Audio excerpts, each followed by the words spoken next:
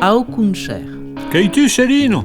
E oh, Aristide, te pensavo pas vaire a che au Cuncher. Anima me, a patto la men sanzad un pei lutem. Ni mai tu, t'hai conegu cochet. Disa d'un pas de beitiso. Le vei chi vengu turrida e blonde piau. Ma tu sei toujours tan bravo come autrico. Coi lu pascia, Aristide, e a luta. A 53 ans e 4 mei. Sabei, Aristide, co ero pas ma fauto. Ho menduto, Celino. Ero numa in vale. Coi mamai, capavo augu che nu maridescem. Ma so mai bien aima. E che l'hai venguto? Ei morto, e a 30 ans. E tu? Che sei venguto? Me sei maridado, Come chi? como luzon mageu. Lu dolore do muri, lu che hai vengu in mere? Oh, coi mamai ca tu duba, me sei abituado. Comme faguet de la peine quand t'es defunte, e a 14 ans. A ogu do drolei? Oh, une gouilla, ei professeur à limozei, oro. Van mitz alludiemen de temps en temps. Dai dun, sei toujours demurato qui?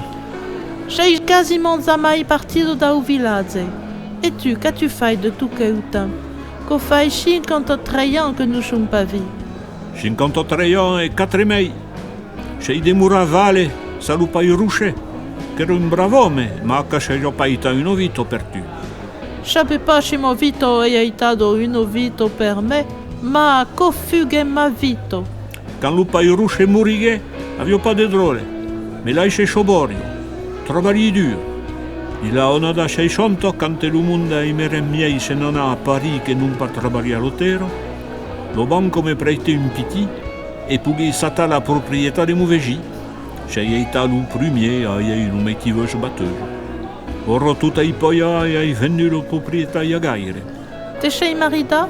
Ah non, ai paghi l'utem. Ai trabalhar, non ma trabalhar. Per ubula che roita vale. E sei zamai parti da uvilaze? Non a 2 ans per mon servici, e a 56 ans. Sinon, sei toujours demurado qui a trabalhar. E nous sommes zamai tourno veire, en 53 ans. 53 ans e 4 mei.